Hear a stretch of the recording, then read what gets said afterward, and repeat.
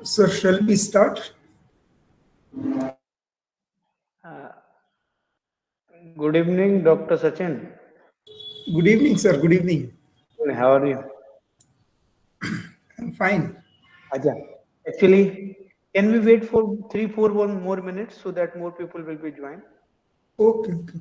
No Only three problem, sir. minutes. So 7:02. So by 7:05 we will start, right? Okay, okay. Okay.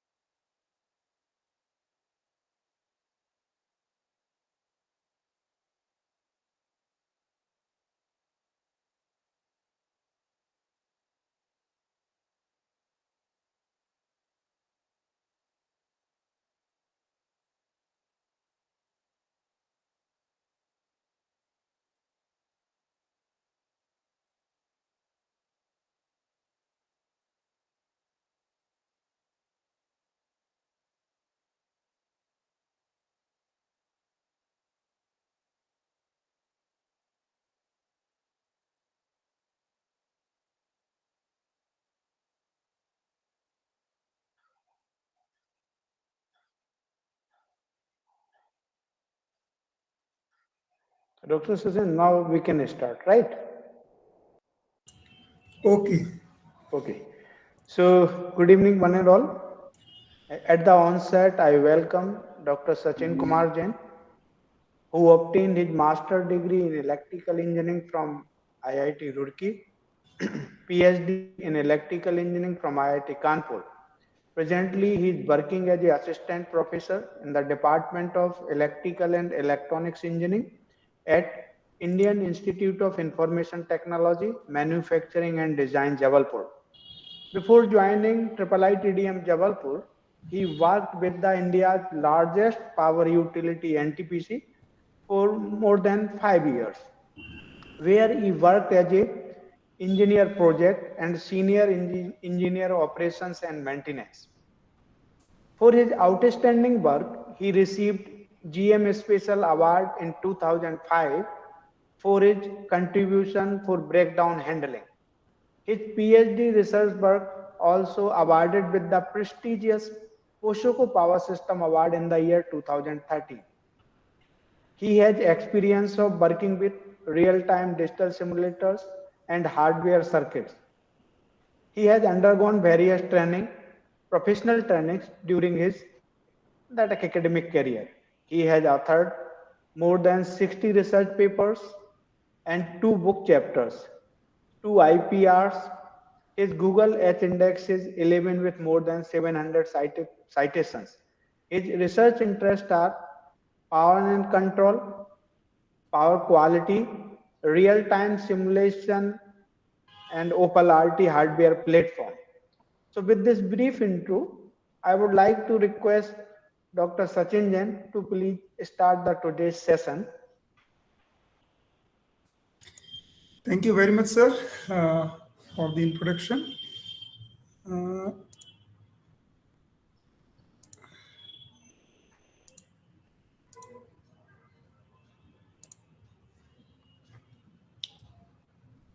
can you hear? Can you see my screen? Yeah, quite visible, and your voice is also very clear.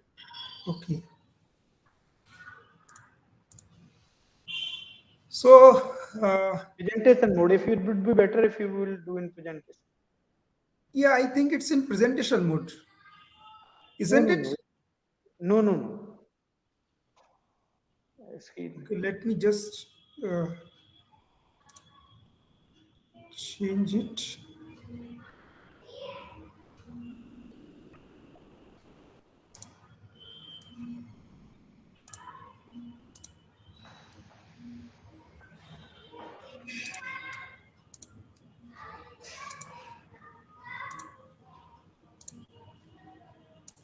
Now Is it's it fine. now in? Yeah, it's fine. Okay. So, good evening to all of you. Uh, this talk today is divided into 2 sessions. The first session will be on introduction to signal processing, and the second session will be on applications of signal processing methods to power quality. So, as you may be knowing, that signal processing itself is a complete 1 semester course consisting of 40 lectures. So I will try to give you what is important to you in this application with respect to electrical engineering, or with respect to applications in power system or power quality. And that's why the talk will consists of some fundamental concepts of signal processing after briefing you about the basic concepts of signal processing. Then we'll discuss about some basic signal processing operations, signal manipulation, filtering, convolution, transformers, which basically constitutes a total signal processing arena. Then we'll discuss about some signal processing applications, followed by a conclusion. So this is the agenda for the first session that I will try to cover in around 45 minutes, so that we can spend more time in the next session. It depends upon you how much basic concepts you have in signal processing. Accordingly, you can ask me to skip particular contents if you find it's too basic, because considering the input received from the organizers about the constituents of audience, they are from undergraduate to faculty level, means they are quite diverse. So I have tried to keep this first talk to be more fundamental, more basic, and the second talk more advanced, consisting of the recent trends and state of the art techniques about that. So we'll start with signal. We all know what is signal. Something that varies with some independent variable. That independent variable may be time, temperature, or pressure. Most commonly, it is a time with which we consider something as a signal.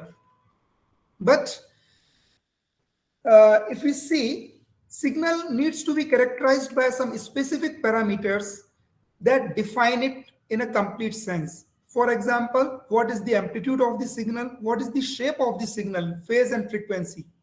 Now, based on these characteristics, we can identify any signal. Okay. Now, my question to the audience is noise a signal? uh, it will be better if we keep it an interactive session, and if you also participate in the discussion, so it will be better. And that way I will get some feedback about your understanding, so that accordingly I have to customize how much contents I have to cover. Otherwise, even this uh, session could be of more than 2 hours duration. Anyway, as we define, it is an unwanted signal interfering with the main signal. That's how we define a noise. So it is also a signal which is unwanted, but sometimes it could be very useful. For example, in any machinery, if we are getting any additional noise, that could be a signal of something wrong in the operation of that, or some possible mishappening or breakdown of that device. So that's why noise is also considered as a signal.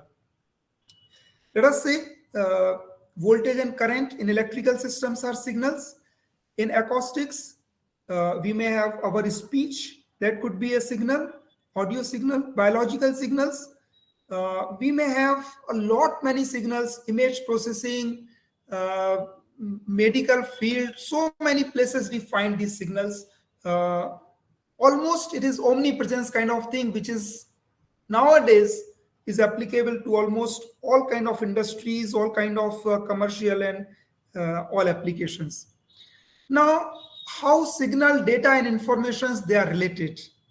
Signal is basically some variable that carries individual some information from it, but that may be hidden in it, or that may not be incomplete, that may not be purely visible. So signals together constitutes data. Signal of longer duration when stored together could be data. Multiple signals together could be a data. And data in itself is not very useful. But when we process it, when we properly present it, then it gives us some information. And then information helps us in decision making through inference and proper logic base. For example, in electrical system, we may have voltage, current, or status signal of circuit breakers, isolators. So this constitutes our signal. These together provides us, they can be considered as a real-time power system data at any instant. And this real-time power system data, when seen together, comparing their instantaneous values together, then they constitutes some information that there is a short circuit fault, or there is no fault or something. So based on that, we may take a decision that yes, there is a need to trip the circuit breaker. So that's how the system goes on. Now, the question comes, what is signal processing? We discussed about signal, and we all know when we process the signal such that any of its characteristics gets changed, maybe its amplitude, shape, or phase or frequency, or we manipulate or combine some signals to extract more information, or we present it in a better way, or we refine it to remove unwanted noise, or maybe if we want to compress it, any kind of manipulation, that is termed as signal processing, right? Now the question comes, why do we need signal processing? We have signal, we can have interpretation from it. Why do we need signal processing? So basically, the original signal that we have obtained, that we have acquired from the physical device or physical system, that may be corrupted with noise, that may not be complete, that may not carry visible information, and that may be there may be intermittency in that data. So we need to transform it to a more meaningful, more effective, easy to store, easy to visualize, easy to interpretation format.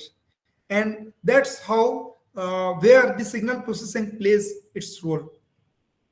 There are different types of signals. I think I can skip these basic fundamental concepts if you agree. But if you would like me to discuss this, then you please let me know. Different types of signal, we know about the continuous and discrete signals. The continuous signals are analog signals basically which are defined in continuous domain, whereas the discrete signals are defined only for discrete values of independent variable. I have given you two examples here. Another thing is that the mathematically it is expressed like this with continuous signal, and the discrete signal is defined for integer values of sampling in terms of different sample, different time instances or different integer independent values. Analog and digital signals, although they are almost analogous to continuous and discrete signal, but this digital signal is basically specific because it has to be represented by a finite number of digits.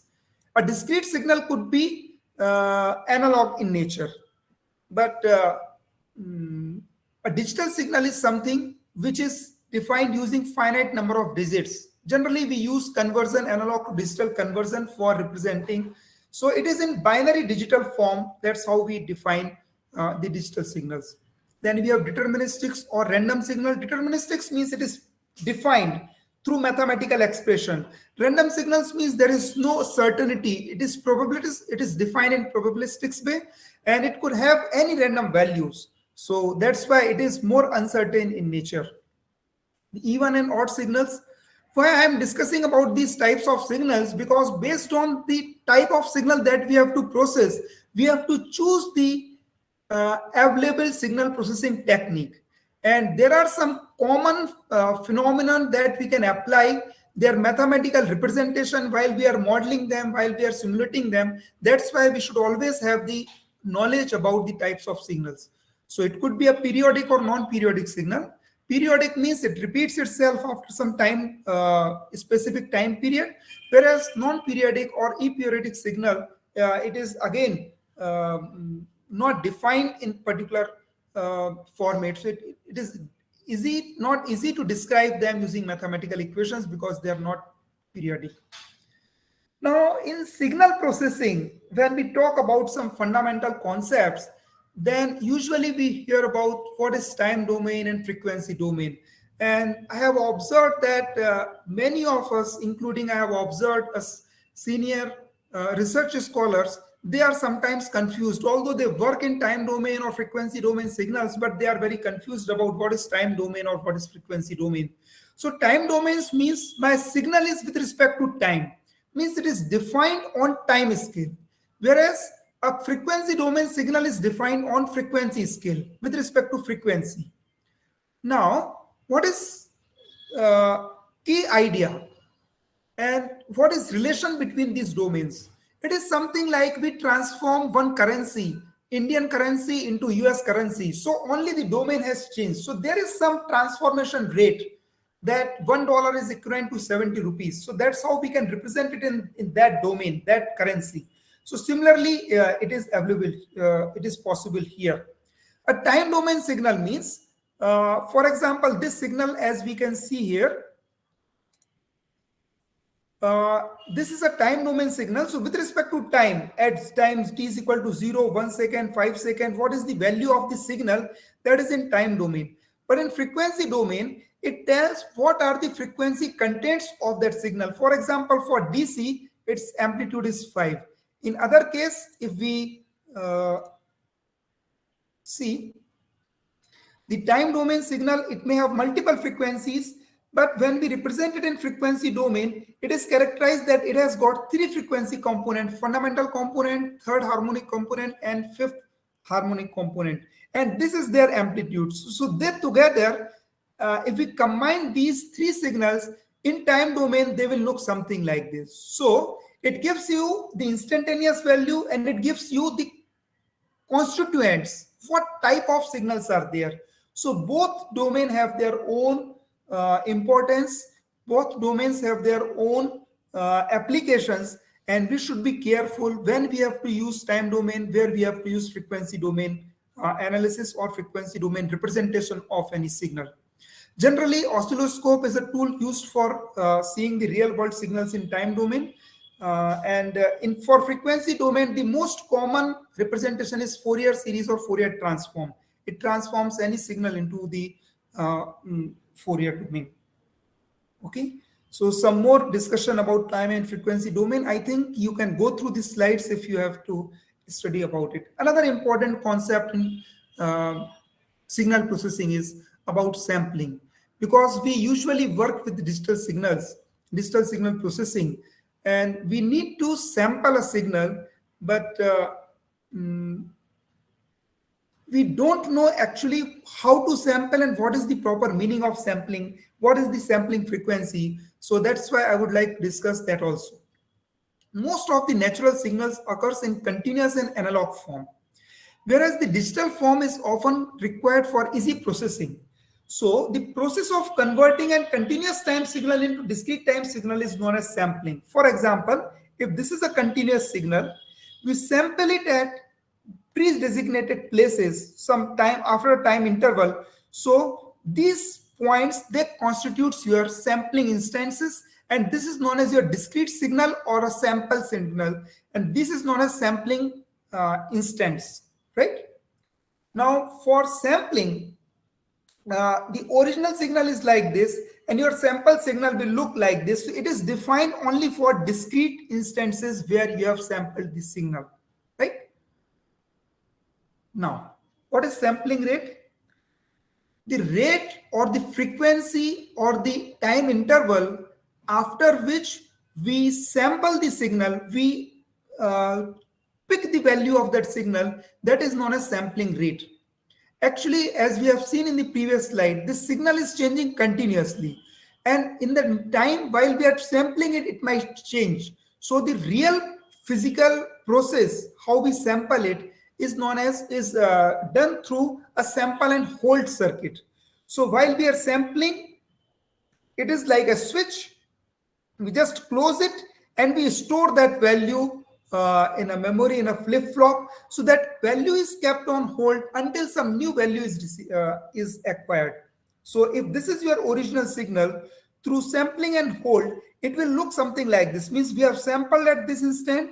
If this is our sampling period, then the value will continue for this particular duration, and then again we are sampling at this instant, so this value will continue for this duration, this value will continue for this duration. So that's how we define this.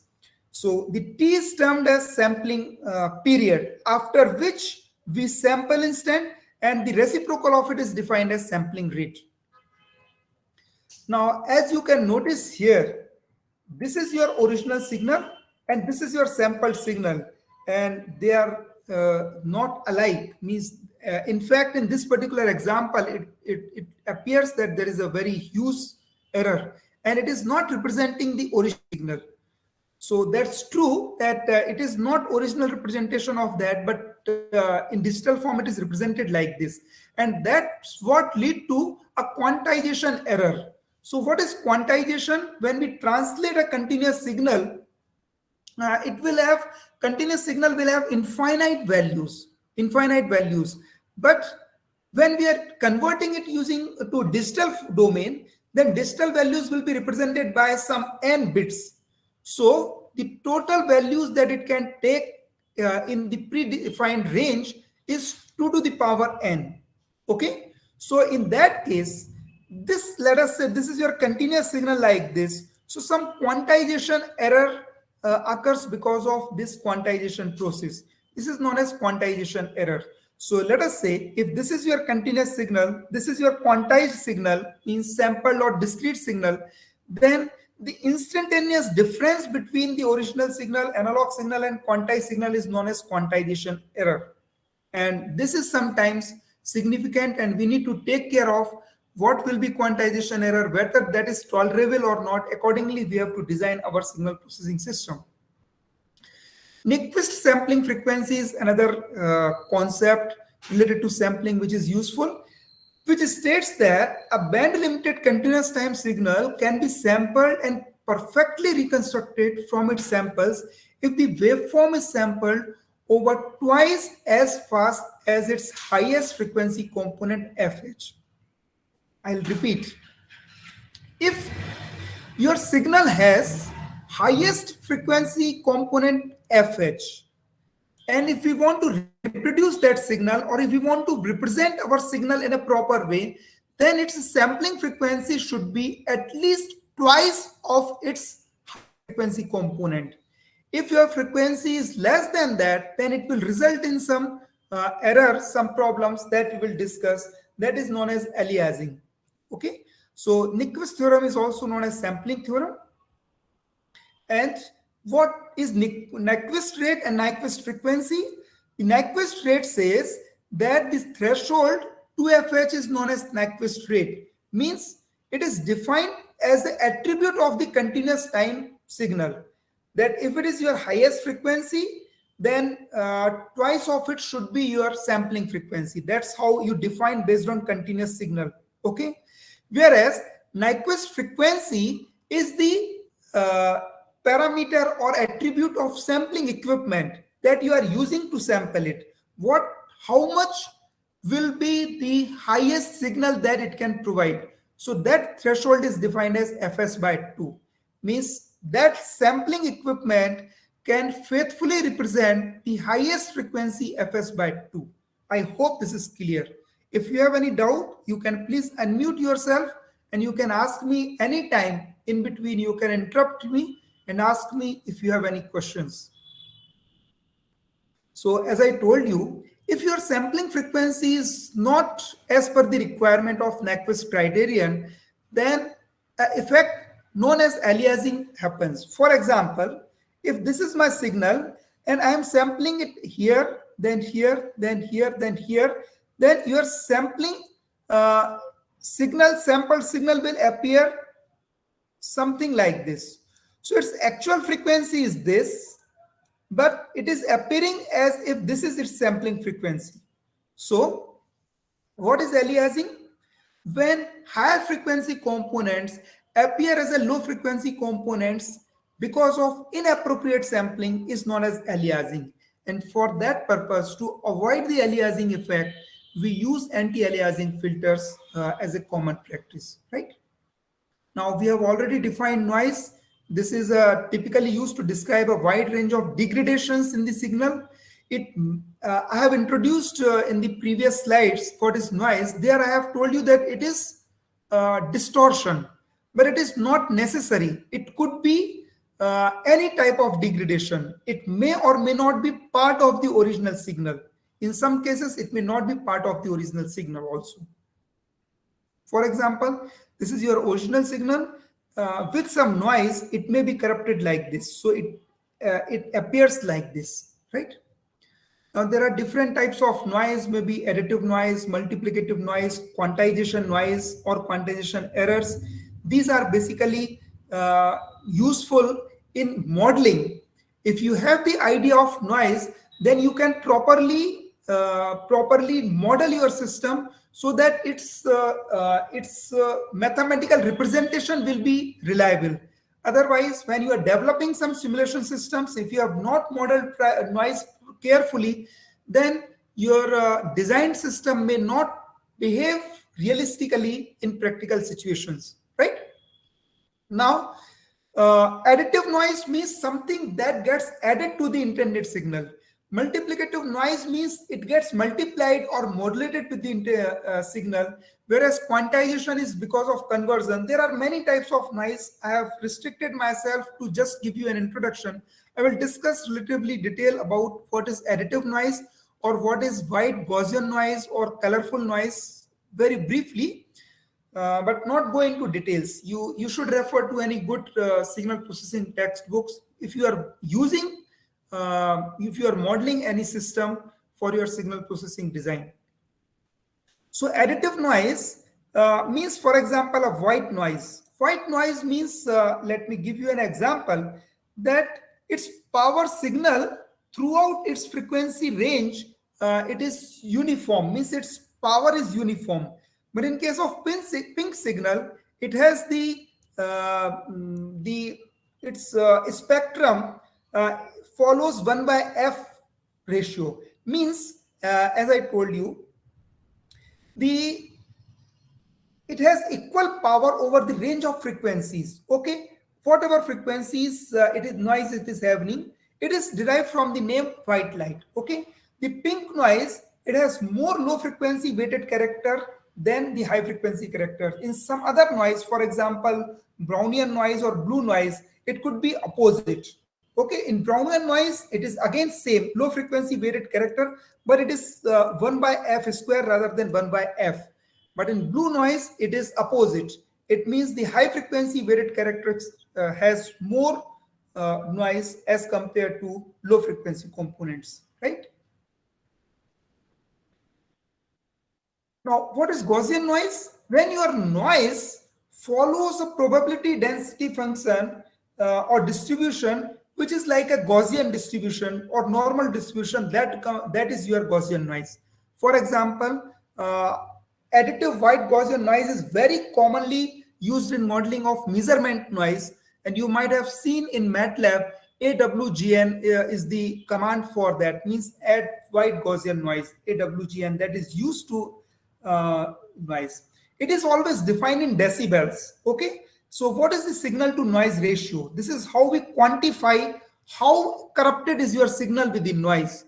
So with respect to original signal and noise signal, what is their ratio? If ratio is very good, that means in decibel it should be around, means it should be very high value. But if that ratio is small, then your signal is said to be not it is said to be corrupted with high amount of noise. In decibels, 20 dB noise is considered higher than 40 dB noise. 60 dB noise means smaller than this noise. So this is how in decibels the noise is this added white Gaussian noise using SNR is defined. Now, something related to real-time processing. Sometimes we use these words in our literature, in our publications, that this is a real-time system. But what is the meaning of real-time processing? I would like to focus on that. Real-time means, for example, if you are simulating your system on MATLAB, your 1 hour simulation may be completed in 1 minute if you are doing it for very simple system. For example, I am plotting a sine wave and I am amplifying it twice of times for 10 minutes, 1 hour duration. That simulation will be completed in 1 minute. On the other hand, if I am simulating a complex power system, then sometimes simulation of 1 second may take 1 complete day to simulate that. So this is known as not unreal time processing. Real time processing means not less than the actual time, not more than the actual time. The processing time should match with your real time clock. That's what is real time simulation. Okay. Similarly, we have real time processing. So it means if we are sampling this instant, okay, or we are sampling the signal during our system, and before we get the next signal, if we are able to complete our complete processing, then we can operate that system in a real time. So if your processing time is smaller than your sampling time, or your waiting time is more than 0, it is not negative, it means your system can operate in real time. So that we need to define, or that we need to take care of while we are designing the system. Whether our system is intended for real-time application, then we have to increase our computational resources so that the processing can be completed in the stipulated time, or we have to increase the sampling time or reduce the sampling frequency so that we can operate that system in real-time mode, right? I hope this is clear. So we have completed a discussion about fundamental concepts. So any queries up to this point by anyone? Any questions, please? No? Even if you have any question, please you can ask regarding the first session. Okay, so we'll continue if you don't have any queries. There are now many signal processing operations that we perform. For example, do you know any basic fundamental signal processing technique as an electrical engineer? I assume that most of you are electrical professionals. So, do you know any signal processing technique that you are aware of? Fourier Finding out, transform. yes, Fourier transform.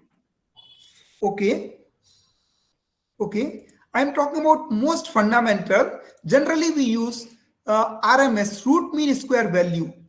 We might not know, but it is a signal processing operation because it is your signal. We are finding out the root mean value of this, so we need to perform some signal processing task. Then only we can get its value. The instantaneous measurement will be of these values, but we collect some samples and then we find out what is its squared average.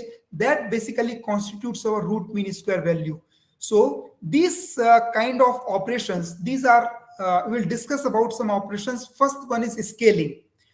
Scaling means we are multiplying a signal by some constant. So maybe your constant could be more than one or smaller than one. So accordingly, your signal may be scaled on x-axis. Now you can have time scaling or you can have amplitude scaling.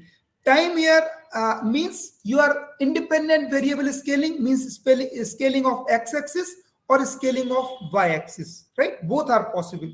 The y-axis scaling generally we term as amplitude scaling, and x-axis scaling is termed as time scaling because in most of the cases, time is your independent variable. It is represented like this time scaling. So we multiply the time by alpha, right? Now in amplitude scaling, we multiply it by amplitude. So amplitude gets multiplied by 2 here.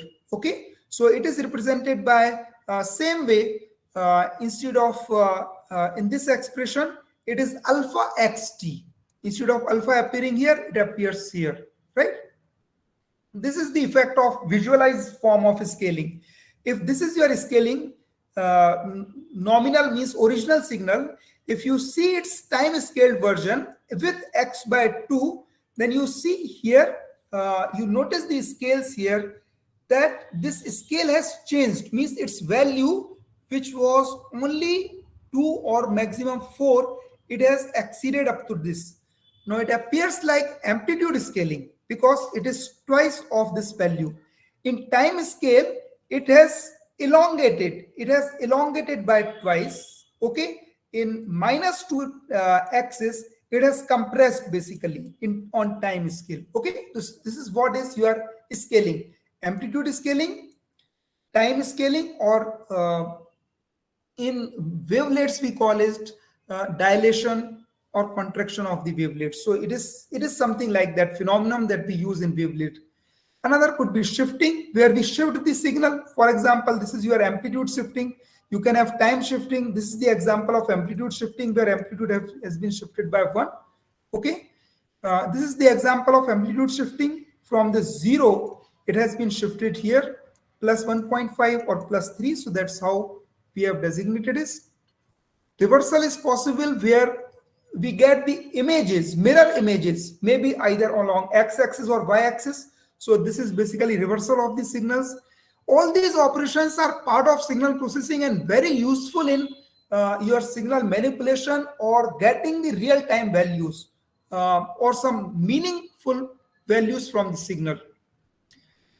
Now filtering, one of the very important signal processing technique that is generally considered synonymous to signal processing. Most of us, those who are not well aware about signal processing, they consider that signal processing means filtering the circuit. Okay, but it is just part of a signal processing, one of the many signal processing operations. In the filtering, basically, what we do, as the name suggests, we filter out some unwanted component, or we separate two components which are of interest to us. So that's how we can define the filters in different categories in terms of their function. It could be low pass, high pass, band pass, or band stop filters, or it could be a all pass filter. All pass filter means a filter that passes all frequency, but it shifts the phase. Its phase of the output is modified. Then it is known as all pass filter. These filters have been defined here, means they have been described. Low pass means this is known as your pass band, means your frequency range which will be through the filter, and this is the frequency components which will be stopped, because low frequencies are carried through this low pass filter. This is known as low pass. In band pass, only the limited frequency range is passed. In band reject, limited frequencies are stopped, but entire signal, other signal is passed. In high pass, high frequencies are passed, but low frequencies are attenuated. Okay, we should be aware about some common terms about the filters. For example, attenuation. What is attenuate? It means to decrease the amplitude of an electronic signal with little or no distortion. Cutoff frequency means the frequency beyond which the filter will not pass a signal. Transition band means the transition from pass band to stop band. Okay, the roll off means how steep is your transition band. That is basically roll off. So for example, in this signal, this constitutes your, this is basically attenuation. This signal is full here, is attenuated to zero value. This frequency signals are attenuated by this.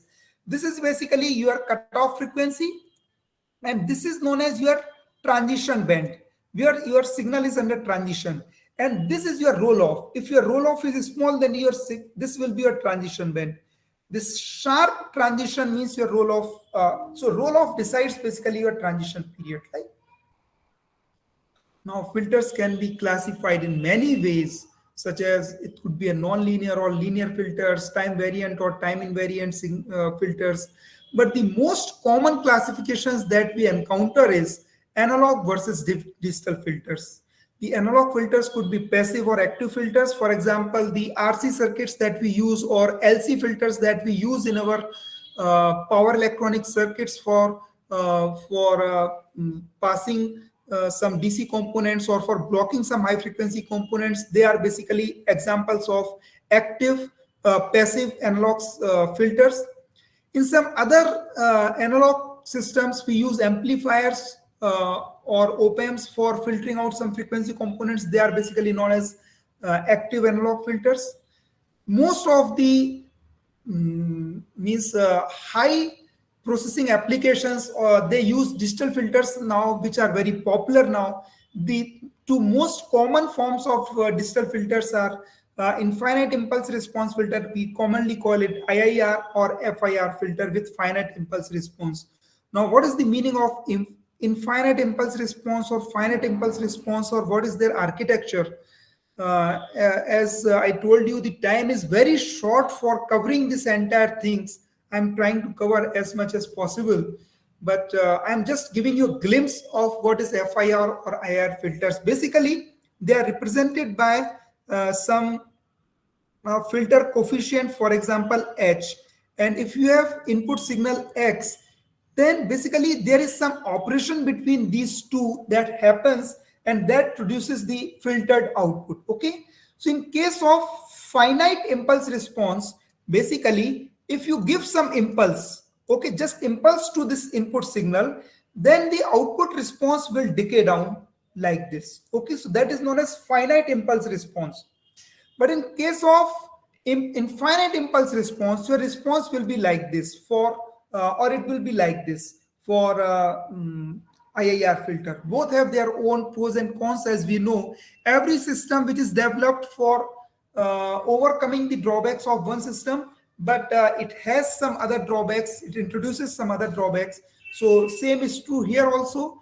The FIR filter is extremely stable, but when it comes to the implementation, then IIR is considered to be a much better, because it requires few mathematical operations per input data sample. So it is easy to implement, or it is, you can say, very cost effective.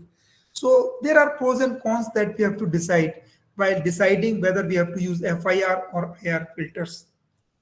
Another very common mathematical concept that is part of signal processing is convolution.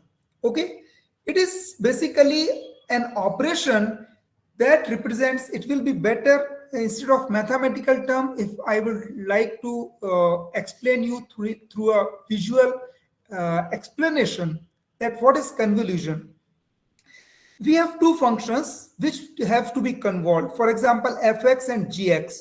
So this function gx, it is moved through that signal, and their multiplication or their integral, how much they are overlapping, that constitutes your convolution. So this blue color function, that basically is the convolution of f and g, and it is represented through f star g, as I told you, f star g in this form. Okay, and it is mathematically defined as integral of two functions. While window is sliding, this tau, it is sliding from minus infinite to infinite. In that zone, it is sliding like this. So this is how we define. It is very popular in digital filters design. In fact, the IIR and FIR filter that we have discussed. Now, I would like to touch upon about transforms. You may be knowing about the fundamentals of the transforms, because in our network courses, network analysis, control systems, you might have studied about the Fourier transform, Laplace, wavelet, and jet transforms. I would like to discuss something apart from the basic known things. Means we know what is Laplace transform. It translates continuous time signal ft to S domain. Now, what is S domain? S domain means it is your basically S means sigma plus j omega, where sigma denotes your exponential term. If you express sine waveform in terms of this, I don't remember that explanation, Euler's form. Okay, Euler's form, e to the power j omega, like this, then this constitutes your how much decay it is having exponential term, and this constitutes your continuous or sustained oscillation part. So this is basically frequency domain part.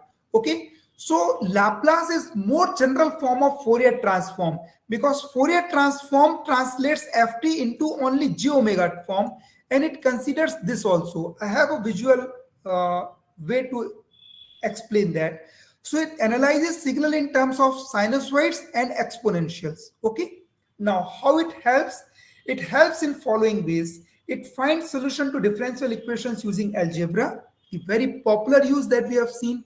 No need to learn about how to solve differential equations, the traditional ways that we have studied in our basic mathematics course. We have basic part and this part, so that's how we can solve differential equations. And it is very useful for multiple process system, which is difficult to solve using normal differential equation solver without this Laplace domain. So this is just illustration of how we have to do it in time domain without using traditional method. We simply solve this using differential equations. But through Laplace transform, we first convert into Laplace transform, solve it as a normal algebraic equation, and take inverse Laplace transform. We get the same solution. So this is for simplification purpose. We use any transform. It is defined like this. We know. I would like to give you the visualization of what basically is Laplace. If this is your time domain signal, right? So how many frequency it has, that will give you Fourier transform. And for difference exponential term, analyzing that signal with that, what will be its representation? That is basically known as your Laplace transform.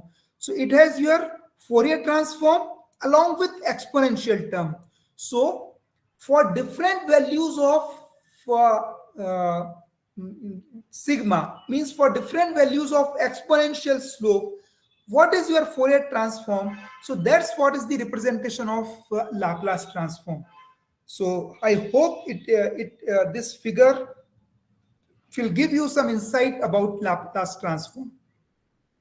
Now, what is Fourier transform? I have already introduced you from while explaining what is time domain and frequency domain, because Fourier transform translates a signal from continuous time signal ft into frequency domain signal, like fj omega. Means if any signal it has multiple frequencies. So in time domain, we get its instantaneous value, but at this point, how many frequencies are present, that can be obtained by transforming that signal into using Fourier transform into frequency domain. So Fourier transform is a means, or it is a tool to convert a time domain signal into frequency domain signal. And this is very useful concept in signal processing and many other branches of engineering and physics also. I will not touch upon the mathematics part because I hope that you all know about it. So I will just discuss again about the visualized form of Fourier transform. Just like a complex light wave, a white light signal, when it is passed through a prism, it translates into high frequency and low frequency components, that we get a spectrum from the prism, or rainbow side, 7 colors out of it, because it is consisting of all these 7 colors. Same is true when a signal has multiple frequency components. When we use the Fourier transform, it provides us individual constituents of in terms of different frequency. For example, if it is a complex sound wave, it will give you what is treble, what is mid range, and what is bass of that frequency signal, right? Of that speech or sound wave signal. So now you might have heard about what is Fourier series, Fourier transform, discrete Fourier transform. So often we get confused about it. So again, I am trying to use one visual representation of what is Fourier series and what is Fourier transform, what is DFT and what is DTFT. They all transform a signal from time domain to frequency domain, but it depends upon the type of time domain signal and type of frequency domain requirement, that whether you have to use Fourier series, Fourier transform, TFT or DTFT. Fourier series transforms a continuous time domain signal that is periodic in nature to a frequency domain signal which is discrete in nature. Okay, so that is basically Fourier series. This signal is continuous in nature and periodic, and we are getting a periodic discrete signal. So that's what we are using Fourier series, right? In Fourier transform, basically, for a periodic continuous signal, we get a continuous frequency domain representation, right? In case of discrete Fourier transform, we have a discrete signal which is periodic, and we get a discrete Fourier transform which is also periodic. But in case of discrete time Fourier transform, our input signal is discrete in nature, or time domain signal is discrete in nature, but we need a frequency domain that is continuous in nature. So we use discrete time Fourier transform. So that's what I have represented here. Fourier series, when you have a continuous and periodic in time, or you have discrete periodic in nature, so then we use Fourier series. Fourier transform, it could be aperiodic or periodic but continuous in nature. So these are the mathematical expressions for using the Fourier series, Fourier transform, discrete Fourier transform, or DTFT. One more thing, can anyone answer what is difference between DFT and FFT?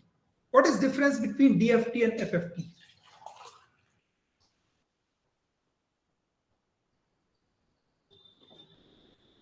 Yes? Any answers? I'll be happy if you answer. Even if you don't know, just let me know, so that at least I get that whatever I am telling you, the information is something new and it is not repetition to you.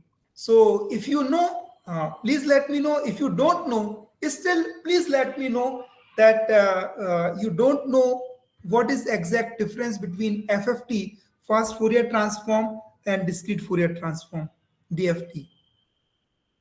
Any idea? Can you hear me? Sir, one is continuous and another one is discontinuous. Okay, any other answers?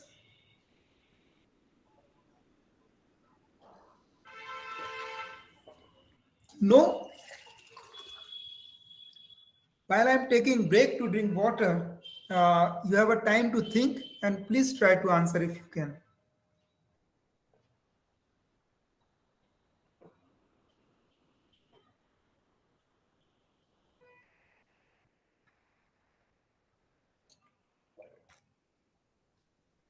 A fast Fourier transform is a means to compute discrete Fourier transform. It is a method, it is a mechanism. Fourier transform, theoretically it is there, but if you have to implement it in algorithm, if you have to implement it in hardware format, then fast Fourier transform is used to implement DFT. It is not like that one is for continuous, it is Fourier transform. Fast Fourier transform is a mechanism. For example, we use radix 2, radix 4 concepts. It is a algorithm or mechanism to compute discrete Fourier transform in a very rapid manner. Okay, and it is well suited for digital implementations. So that's what is the difference between DFT and FFT. So be careful when you are using these terms as a synonymously in your literature. They are not same. One is a technique or a tool, whereas another is a concept. For example, DFT, which translates from discrete time domain signal into discrete Fourier, frequency domain signal, right? Okay. Z transform is another thing. Now, what is Z transform? Z transform is nothing but your Laplace transform in discrete domain. Okay. So in this thing, basically when we replace the Z is equal to e to the power st, then we get the S complex domain. If we translate it by j omega, then we can get the frequency domain representation of the same signals. So I'm not touching about the Z transform again, because we have to finish about the, okay, what is wavelet transform and where is it useful? The wavelet transform is useful for you can say time frequency resolution, because in Fourier transform, in time domain signal you have time, no information about frequency. In Fourier transform you have information about frequency, but information about time is lost. In wavelet transform we get both information together about time and about frequency. So it uses a multi-resolution technique where you get both time and frequency resolutions. I'm not discussing these things in detail, but I'm trying to introduce you about these concepts, that where you can apply these concepts in your real life processes, or in your research, or in your techniques. So what happens in Fourier transform? As I have told you in the Fourier transform, if you have some signal like this, okay, then we can represent that it consists of one frequency like this, it consists of another frequency, high frequency like this, and it consists of another very high frequency component like this. When we add these three signals, then we will get this signal. Okay, so this is time domain representation, and this is frequency domain representation, which is represented by three frequency components. It uses sine waveform, Fourier transform. But in wavelet transform, instead of sine waveform, we use wavelets, which are localized in time. And that's how we get the time information about this. Okay. Now, what are wavelets?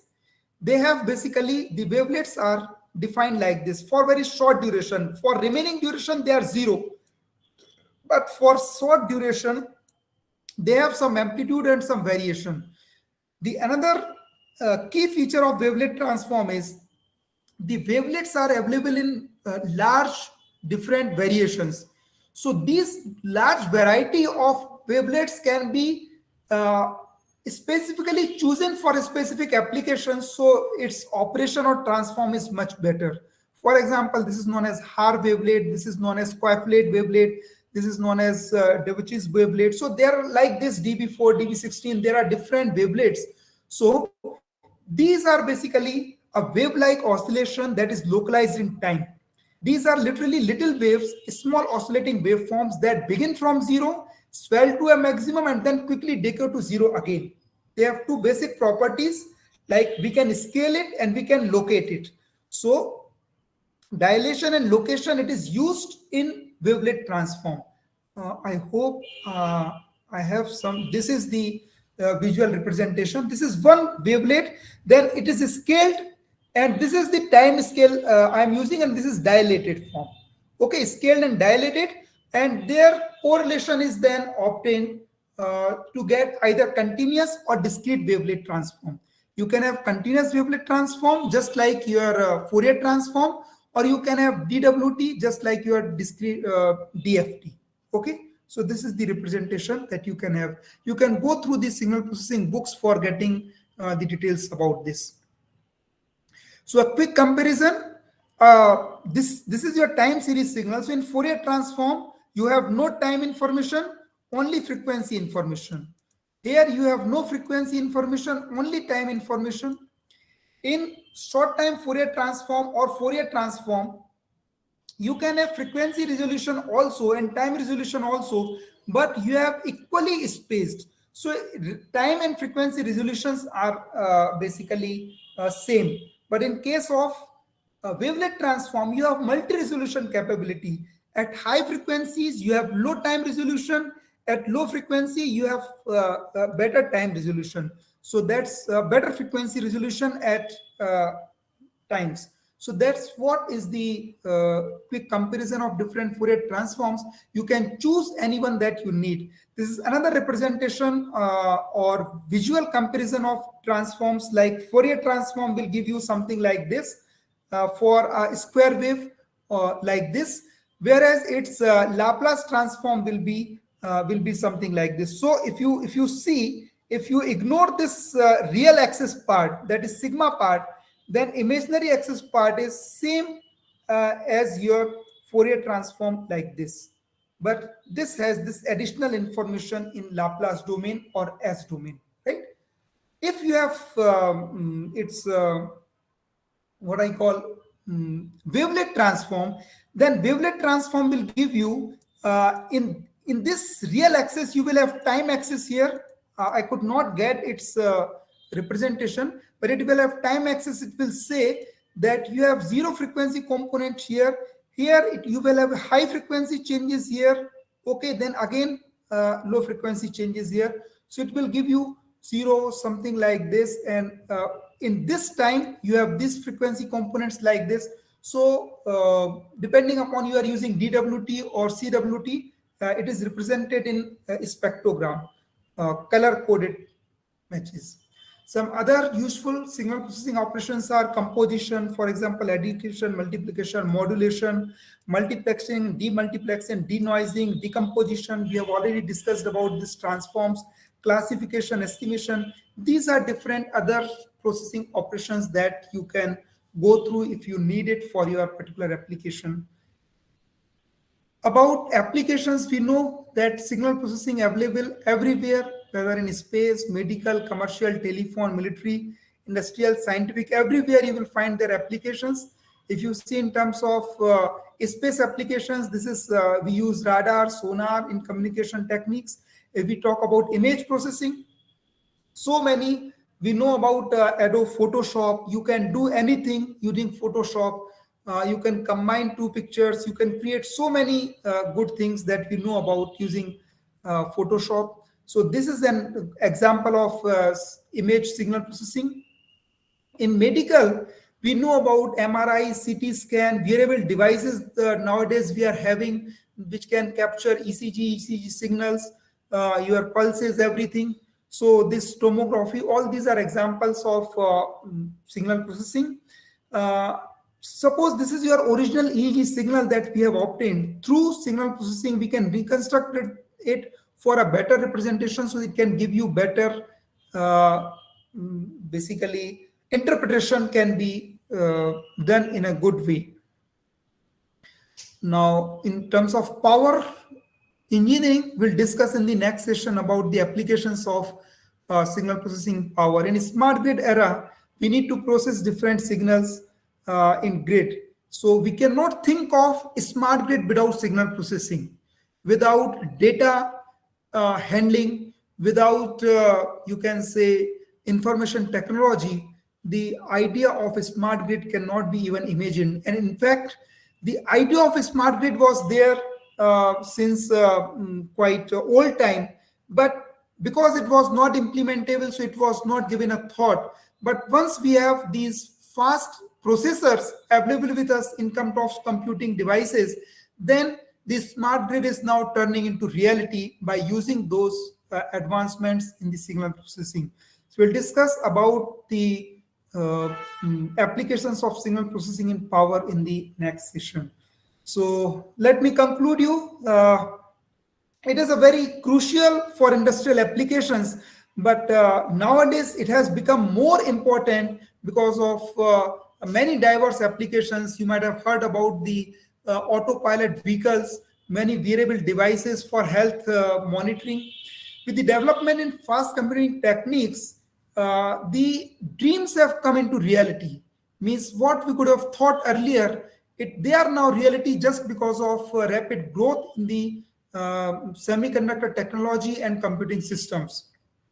Although simulations and software applications are important and they play a significant role in design of signal processing systems, you as a developer must have proper understanding of real life physical signals and the hardware systems, how you are going to process it, how signal flows inside it. Then you will be able to create your optimal and correct system design. Most of the signals in our environment are analog in nature. Therefore, understanding optimal design of ADC and DC is equally important. They are also part of signal processing. Unfortunately, due to time limitations, it is not possible for me to discuss about analog to digital or digital to analog conversions. Finally, just to bind up about this session, what is analog and digital signal processing? DSP is easy to change applications, correct applications, update applications, because we can just change the code and your entire thing is changed. But for very fast applications, we have to still go with analog signals because they work with real in real life because they are fast. Whereas the ADCs need some finite time to convert analog signal into digital signals, and that's where is the limitations at present we have in using digital signal processing, and analog processing still find its role. So that's what is about my first session on introduction to signal processing. So thank you very much. And do you have any questions up to this point? Any questions, please?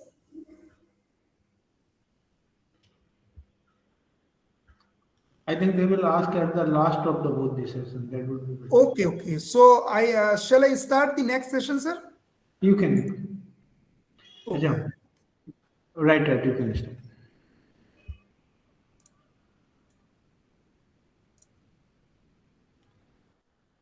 Okay, thank you. So we'll discuss about now the applications of signal processing methods in power quality.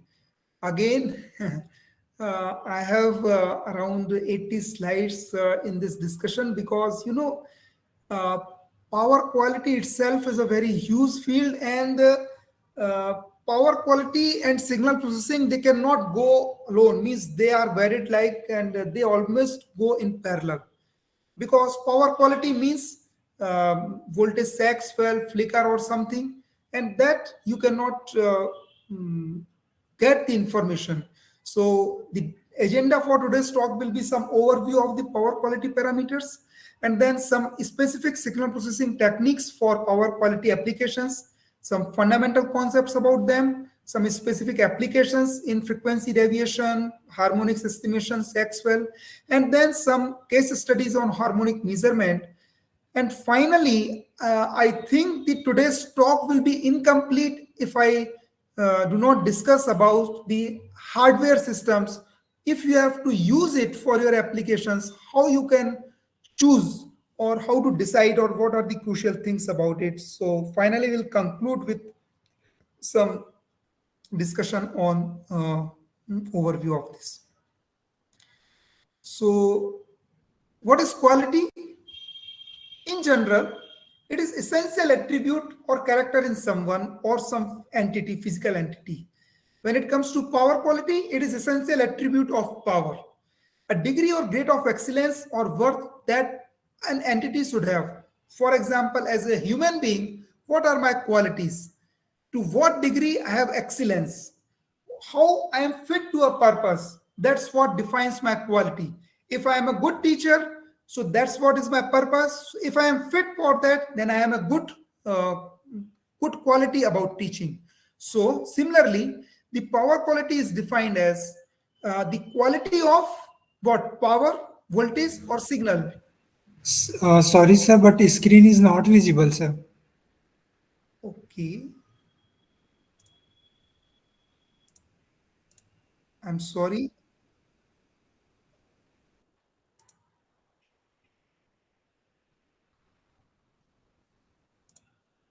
Is it visible now? No, no, no, not No, now. sir.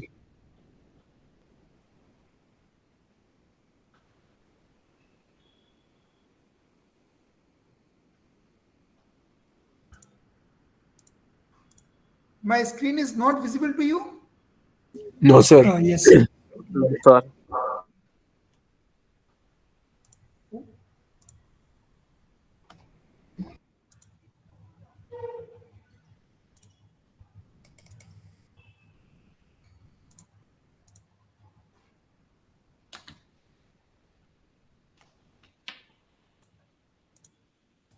Is it visible now? Yes, Yes, sir. sir. Now it's visible. Okay. There was some error in sharing the screen, so I'm sorry for that. So this is the agenda for today. We discussed about quality. So what is power quality? Quality of power, voltage or current? How do we define power quality? Come on, now it's about electrical engineering and you should be able to answer it. This is not about signals or something that you may not be master of. Sir, So quality of both. both means power or voltage or current. Voltage quality, sir. Okay. Sir, In I think general, both, sir, voltage as well as current, sir. okay, We need to maintain both, sir. okay, it depends upon the context in which you are talking about, but in general, when it comes to quality of supply, power supply, then we talk about voltage signal because this is what an utility provides to us. And the overall power quality, it includes both voltage and current. And the term is given as power because it considers both voltage and current. Okay. But there is no as such quality of power. It is about voltage and current signals. Okay. Now, why to worry about quality of power? Is it just a research propaganda? Because we have seen so many issues like this. It's not like that. There are many technical issues related to power quality, device maloperations, increased losses, device failures, visual disturbances. That's what we can really see. We can observe it, and there are very well-defined reasoning for that. There are many economic issues also, production process disturbances, loss of productions. In fact, I have collected some data from different newspapers or magazines that how it is impacting in terms of economy. The poor power quality in US causes about 13.3 billion in a damage per year. This is IEEE Spectrum magazine report of June 1993. In some factories following a voltage sag, this is again I am talking about EPRI General 1993, that $50,000 per incident. Per incident, I'm not talking total yearly. Poor power quality is estimated to cost European economy up to $150 billion annually. This is again power quality initiative, and USC's losses ranging from this. So what I would like to say is it is crucial. So it is crucial now, or it was crucial earlier also. Earlier, the devices were mostly they were intolerant loads were there, but today loads cannot tolerate. They are mostly power electronic devices or digital or electronic devices. They are very prone to any disturbances. But earlier, suppose we have an induction machine, if there is any voltage dip or something, or there any harmonic, just losses will increase, but it can tolerate, but not the same today. In deregulated energy market scenario, when there is a throat cut competition, or there is some something to worry about, the uh, existence of my survival of my as a utility, my whether I will be able to supply or not. So I'm sorry, please. Hmm?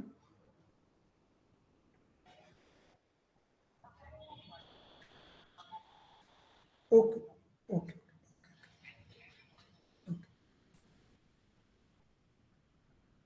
I'm sorry.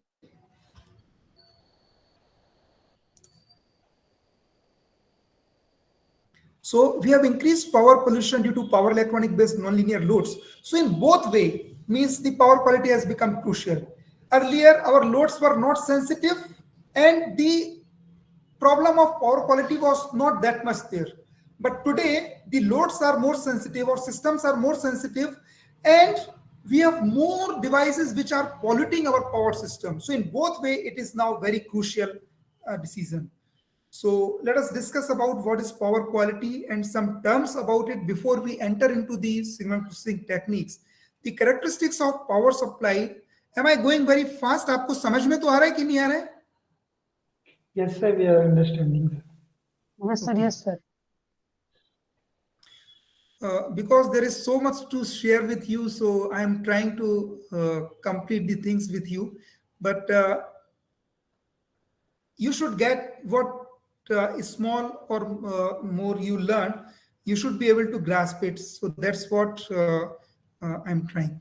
So power quality is defined as the characteristics of power supply that enable the equipment to work properly.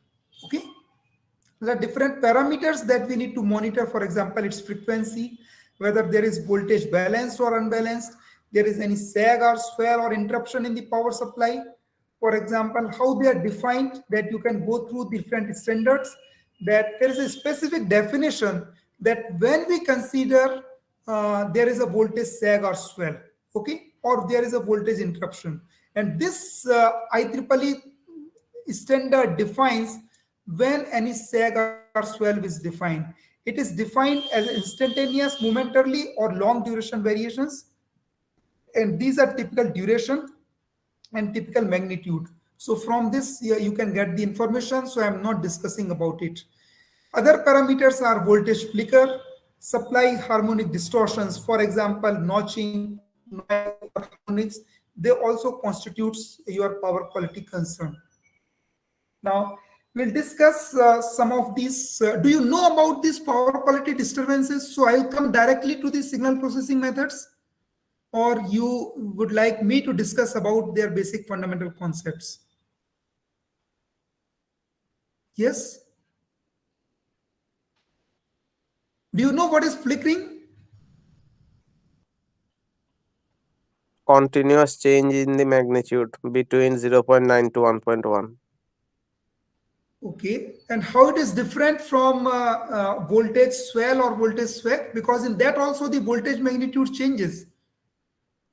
Hi, So in sag or soil, either sag means either it will be a particular level of 0.9, 0.1 to 0.9, yes. or 1.120, varying continuously from 0.9 to 1.1. Okay. Very good. Very good. So all are waking up now. Means you are still awake. I'm really happy to know that. So it caused disturbance to human visual perception. So it is basically related to frequent changes. It is not about one-time event that your load or voltage has dipped or it has swelled. Okay, it is about change in brightness of a lamp. This is how we perceive it, and it is defined or it is modeled as some amplitude modulation of the signal. So flickering is something like this, as you rightly pointed out, and it is related to perception of human eyes. And that's why because we can, there is a definite frequency that our human eye can tolerate, means it can perceive. So that is around 8.8 hertz is the boundary for that.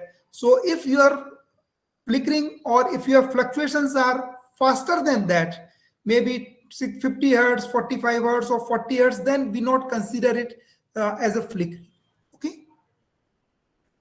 The harmonic distortions, we all know that if there are disturbances, if your waveform is not purely sinusoidal like this, which is supposed to be, then using we can transform or we can represent it in terms of some higher order frequency components. If it is a periodic in nature, these higher order frequency components are defined as the harmonics. Now, because their frequency is very high, they lead to the higher losses and electromagnetic interferences or many other issues, skin effects or others. So that's why we need to take care of these issues. Then impulsive transients could be there. Some oscillatory transients like this should be there. All these are basically the power quality parameters like waves, swells, flicker, transients, frequency variation, unbalance, harmonics. So these are different power quality problems that we encounter. Okay. Now, why signal processing for power quality? Because detection is key. This is what is the title of one of the article in IEEE Industry Application Magazine in 2007 July-August issue. Now, why? What is the meaning of this detection is key? To be able to respond and react to any undesirable situation or to act, we must know about it. When we know it, we can take corrective action. If we are not aware about it, then we cannot. So it means we need proper monitoring. And that monitoring should be timely, it should be accurate, and it should be reliable. And that's why we may call it measurement, or you term it monitoring or sensing or detection. That becomes crucial in power quality disturbances. And because the signals that we have in electrical systems, because they work with sinusoidal quantities, they are sampled for instantaneous values of the sinusoidal waveforms. And that instantaneous value may not be of any useful means. For example, if your voltage, if you measure it at any instant, let us say this value is 300 volts. Now this 300 volts has no meaning because that instantaneous value you cannot use. So we need to properly process it to get its meaningful value. As I told you, for example, if you translate it into RMS value, so it gives you some information that RMS value is changing like this. So there is a dip here. Okay. With instantaneous, either you can monitor peak, but still you need to monitor it. So this is why we need signal processing. The process of power quality monitoring involves analysis and extraction of relevant features from sampled waveforms, which is possible only after processing of these signals. As I told you that what is flickering or what is sag, when your voltage dips like this. So this is your RMS value, this is your instantaneous value. So in either way, you need to monitor that the amplitude has reduced and it has been there for some duration. Then only it will be termed as sag or swell. If there is a momentarily dip and it is less than one cycle, then it will not be considered. It is just instantaneous and it is of no significance. Okay. So that's why we need to properly monitor it. For that, we need to extract the information, useful information from that signal. And digital signal processing concerns the extraction of features and information from the measured signal. So that's what is the basic idea. And that's why we need signal processing for power quality. Now, signal processing extracts and enhances the information that is hidden or not directly perceivable. Okay. And the process of power quality monitoring involves steps. For example, characterizing a variation. Suppose we have some variation, then to characterize it, Then distinguishing between variation and event. Event means sag, swell, or tripping or switching. So just to distinguish between these things, we need some classification techniques or some triggering mechanism.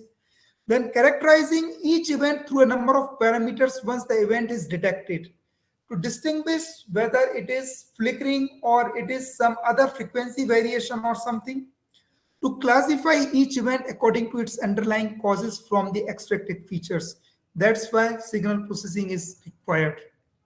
Now, as an electrical engineer, what is there for us? We have challenges and opportunities in the field of signal processing applications in the power quality. So before that, we'll discuss about some applicable standards we should know. We have many IEC standards, for example, 61004 series, where this 47 is for dedicated for harmonics, 15 is dedicated for flicker, and 30 is dedicated for general power quality measurements. For example, sag, swell, and other issues. Although power quality is general, but because flicker and harmonics are specific fields, so they have their dedicated standards 47 and 415. Okay. IEEE also has standard IEEE 519 for harmonics and IEEE 1159 for power quality, which includes your flicker and also. We should be aware about these standards while we are working on signal processing or if we are working on power quality problems. So we should know about these standards which I have mentioned. Now, what are the attributes to measure in power quality? Maybe their amplitudes, maybe frequency, phase angle, source, notch, and apart from this, at what time this amplitude or frequency variation has occurred, what is the rate of rise of amplitude, if at all it is changing, what is the duration of the event, rate of occurrence, energy potential. For example, you might have heard about the PMU, and in today's scenario, we talk about rate of change of frequency, ROCUF. It is very important concept. So it is a frequency and its rate of change of frequency and time of event. All these things are there in phasor measurement unit because it records time also, it records rate of change of frequency also, and frequency also. These are different measures that we need in power quality also. This is a general block diagram for measurement scheme for any power quality problems. So you have measurement, sensing of some signal, maybe voltage or current. So you may have CT or PT here. Then you have data acquisition system that may involve your anti-aliasing filter, analog to digital conversion, sample and hold circuits. Then you have some data pre-processing. Suppose you have acquired your data, there are noises, there are missing data, there is some time skew or something. So you need to process it and arrange it in a proper format. Then we use some signal processing tools, maybe some event classification, some harmonic estimation or flicker detection. Then once we know that, then we can send this event to data storage or reporting or for alarming or for tripping functions in our in our systems. So this is a basic block diagram. Now, how to have event classification, how to have harmonic estimation and flicker, everything is not possible to discuss here. We have discussed a little bit about the concepts about this in the previous session. Today, I will have brief overview about these things and I will focus some of the applications on harmonic estimation, right? So before we discuss that, there is some measurement philosophy that is used in signal processing for power quality disturbances. For example, RTC synchronized measurements, that is very much required. Aggregation, instantaneous values, for example, if you have RMS values also, they are they are of no significance. So we aggregate generally maybe for 10 cycles or maybe for 180 or 150 cycles means 3 seconds. 10 cycles means 200 milliseconds or something, or for that durations, maybe for 10 minutes or maybe for 2 hours. So according to the standards, this is defined in those standards that we have discussed, that how much you need to aggregate. And that aggregated information is used for decision making. in different points. Now, when we talk about 10 or 12 cycle, it depends upon for 50 Hz system, it is 10 cycles. For 60 Hz system, it is 120 cycles or 180 cycles, right? Another concept is known as the concept of flagging. Flagging means when there is any event, dip or swell or interruption, then we flag it. Flag means we raise a flag or we raise a kind of indication, some signal that there has been some event. During a given time interval, when any value is flagged, the aggregated value which includes that value shall also be flagged. What does that mean? Suppose your signal is, let me come to this signal, right? Now, because there is no change in frequency, there are no harmonics, but because this amplitude has changed, so at this particular instant, it will consider, your signal processing algorithm will consider that there has been some harmonics in the because there is a change in frequency component. Okay, so it will consider it that, but actually it is a voltage sag and swell. So when this event is detected, so there will be a flag that you do not consider this signal for this duration for harmonic estimation, or even if it is estimated, that value will also be flagged that it is for that duration. So this is the concept of flagging that is used there, right? The flagging concept is applicable during measurement of power frequency, voltage magnitude, flicker, and these things. So these are some philosophies that that we should know, that how these concepts are used. Now we'll come directly to what are different signal processing methods. It could be defined in two broad categories: non-parametric methods or parametric methods.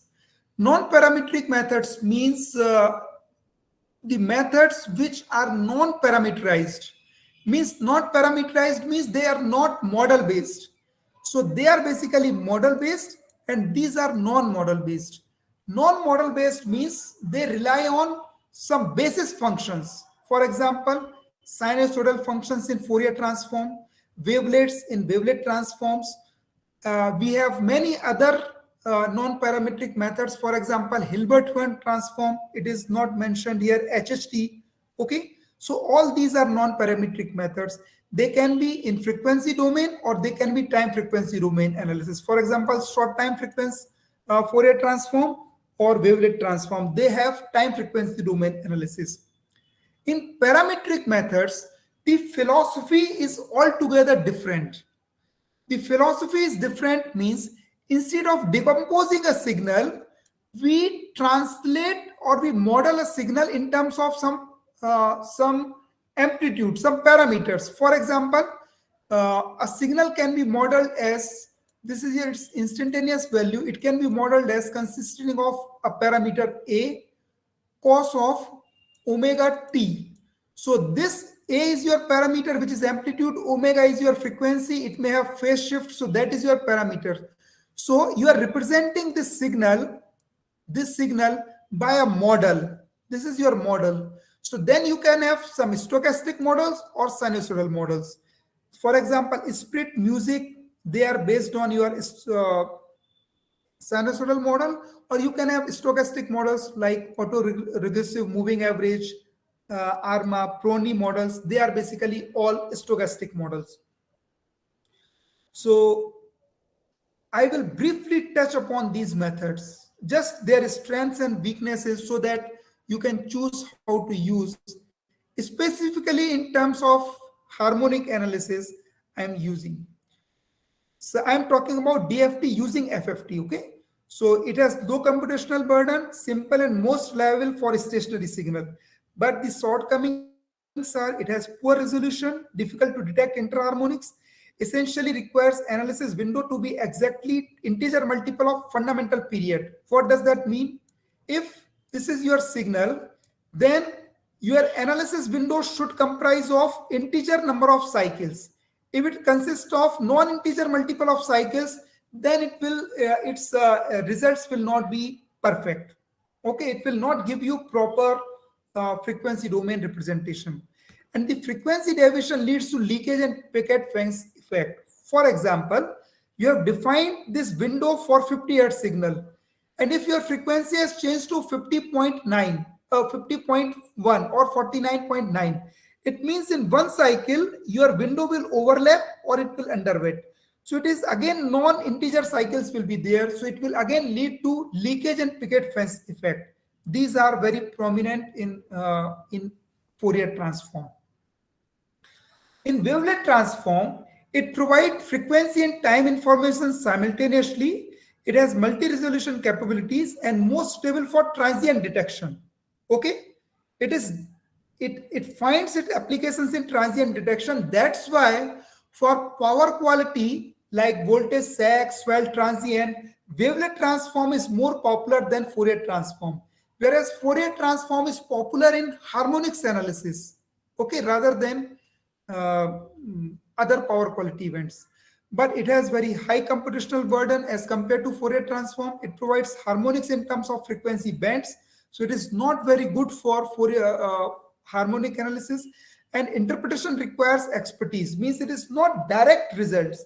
You need some expertise for interpretation of the results of wavelet transform. This is the way of wavelet packet transform.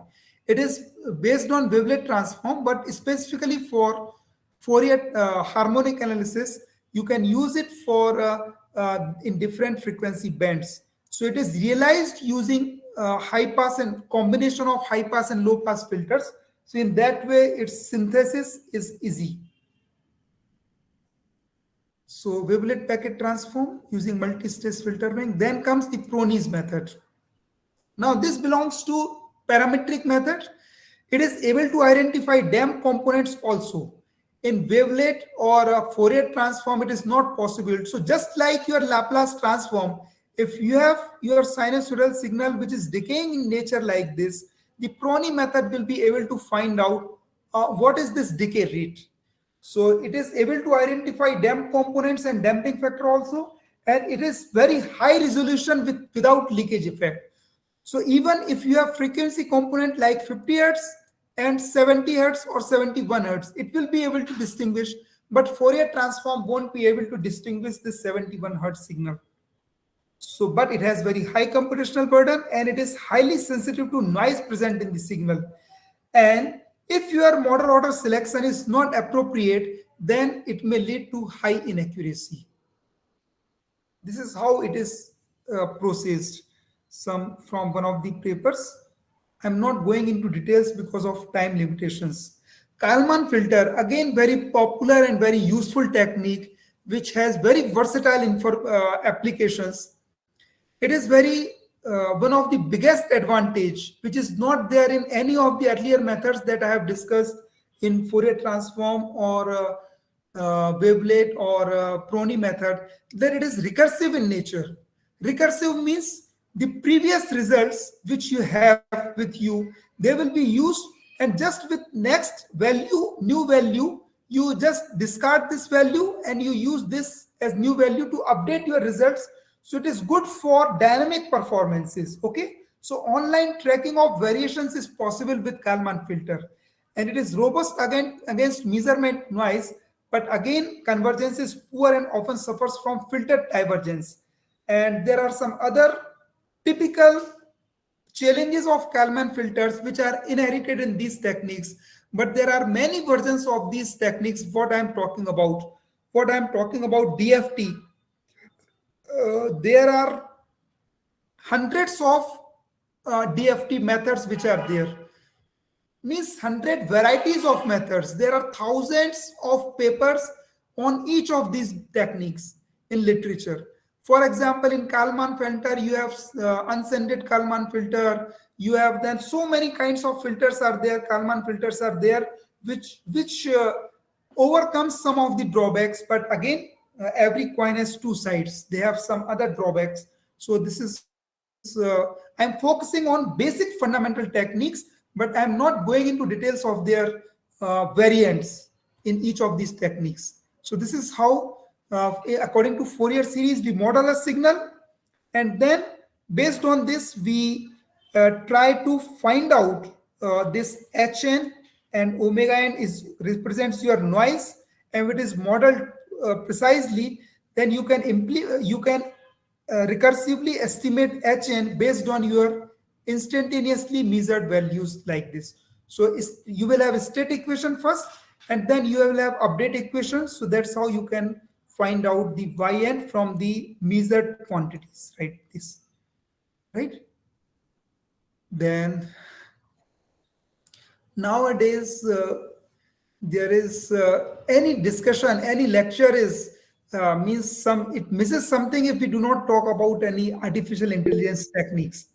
So in power quality also, the neural network and some other artificial intelligence techniques, they find very wide applications. You will find large number of papers and different versions of neural networks, maybe AWNN, ANN, RBFNN, and maybe recursive neural network in power quality estimations. The advantage is they are means once you have sufficient training data, and if they are properly trained, then they are very robust against noise. They are adaptive in nature with your signal, but getting proper number of training data is not sufficient, and if there is any new pattern is detected, then sometimes it's not possible to overcome, or to, if the training data is insufficient to model the complete uncertainties, then it might result into the erroneous results.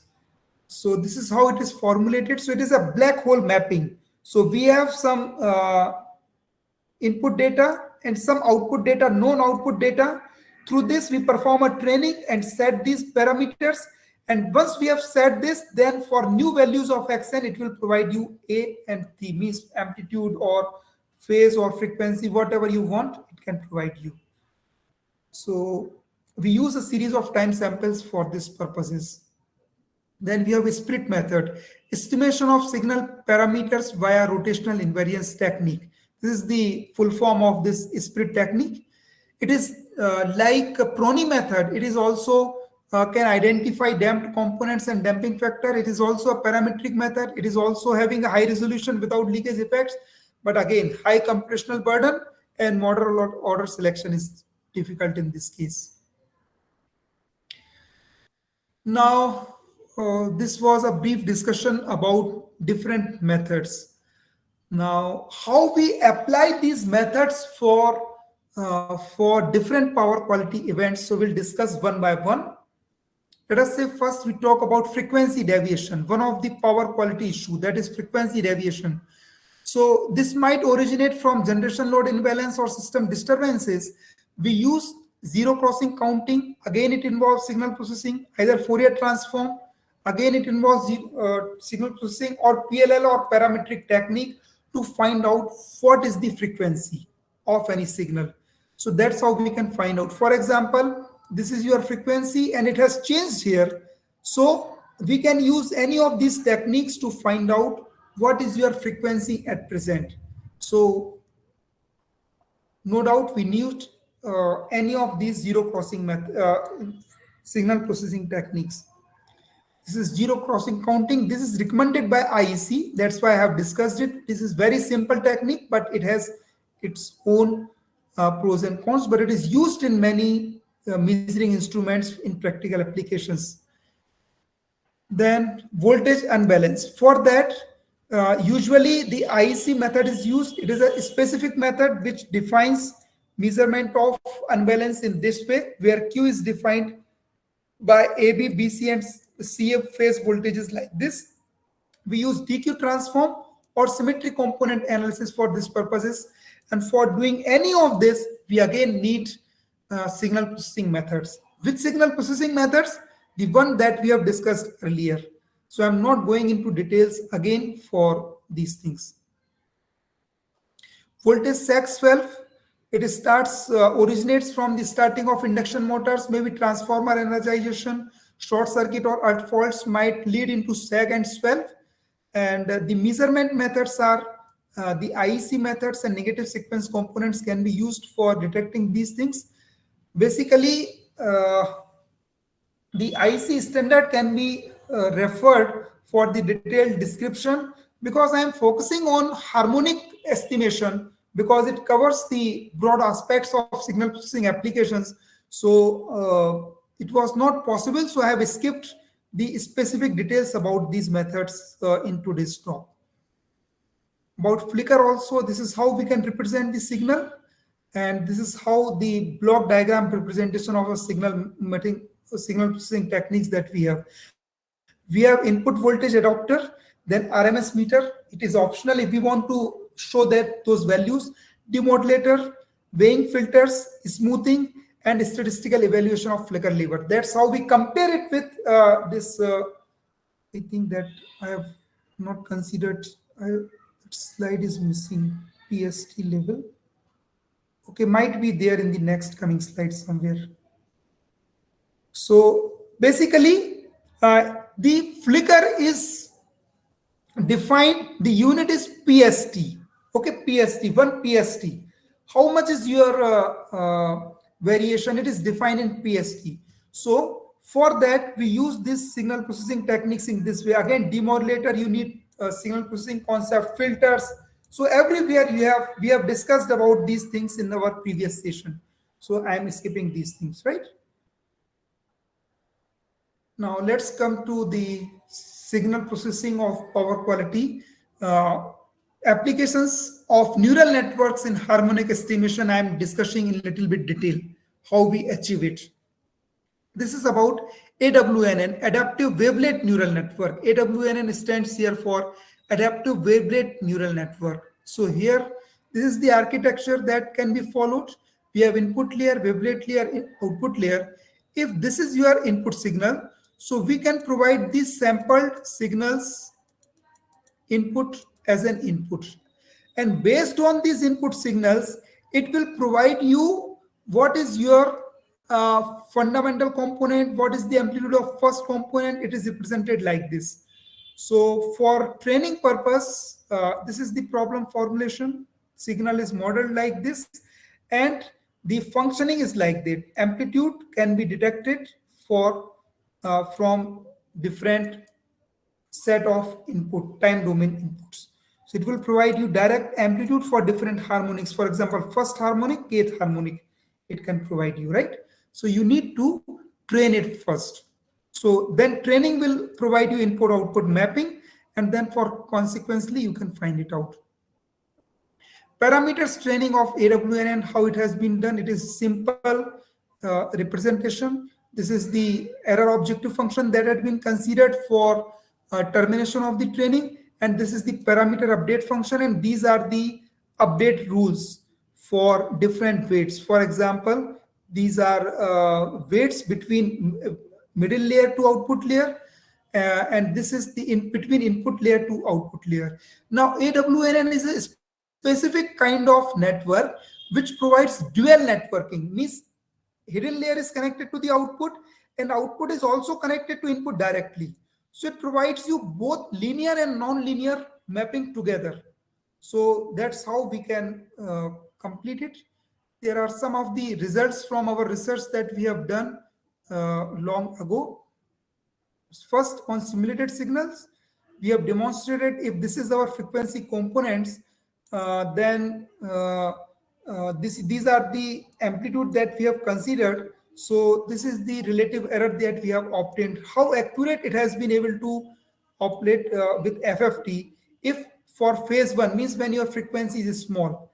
But with AWNN, if there is a frequency variation, then you see with FFT, your results are means total root mean square error is very high, where it is very insignificant with AWNN. So its performance is consistent. That's what I would like to say. With frequency changes, when frequency has been deviated from its nominal frequency, the performance of the Fourier transform which was exceptionally well in ideal conditions, it has deteriorated to this much in practical situations or practical scenarios. And that's why this is considered to be a better option. This is a performance evaluation with some real life signals where current that was fed to the signal processor or UPS system has been recorded, and that was analyzed using this, and these are the actual results obtained from harmonics. Now there may be other harmonics also in the system, but because this is the drawback of the neural network, that it can provide you only limited number of harmonics, so it has provided you this much number of harmonics. So this is the error in estimation. These harmonics were computed first, third, fifth, seventh, ninth, and 11th, and this is the error in this. Again, you see the performance is comparable to FFT, but the advantage is it requires one complete cycle, and it is providing you output with just half cycle data. Just half cycle data, not one complete cycle, but with just half cycle data you are getting this outputs. Okay. The next method that I have demonstrated here is about split. I will skip these results, but that because these you can find in one of our research papers, which is available online. So these are just demonstration of the results of those methods, how we have done the experiments. CFL, the nonlinear loads, they have been considered. We have acquired the data using data acquisition system and then analyzed the data.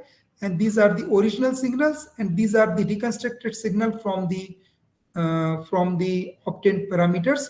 And this is the residual error, which is insignificant. So it is almost same.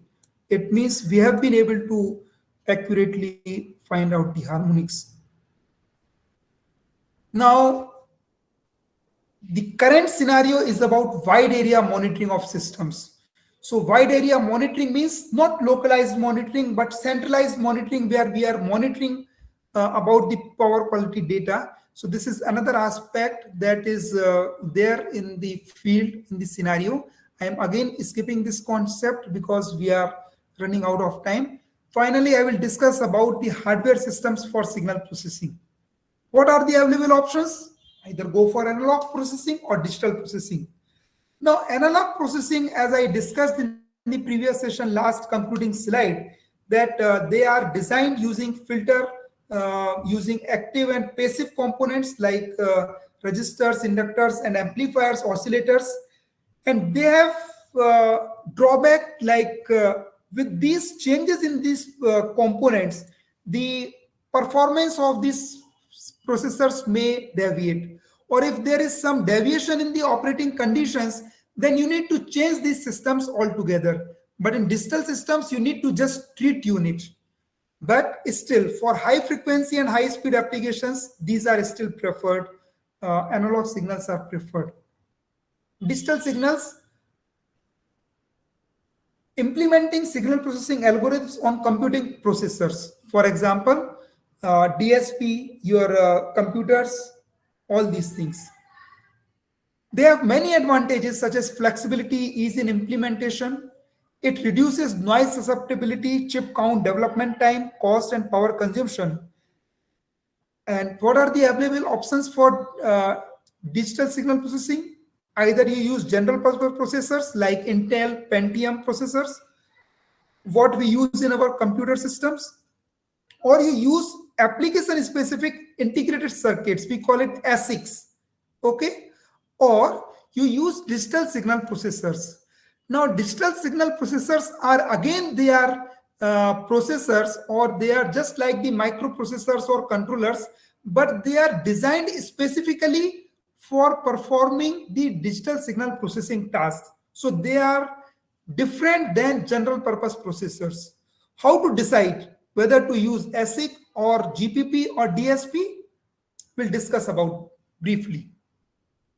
ASICs are semiconductor designed for dedicated functions. So when you have to have manufacturing something for large scale, then it is good because the silicon area is smaller, lower power consumption, improved reliability, and reduction in noise system because they are specifically designed. It means designing your chips and everything specifically for that particular processes. But it has high investment cost and less flexibility. Long time from design to market. So if you want to do some research purposes, they are not good for you.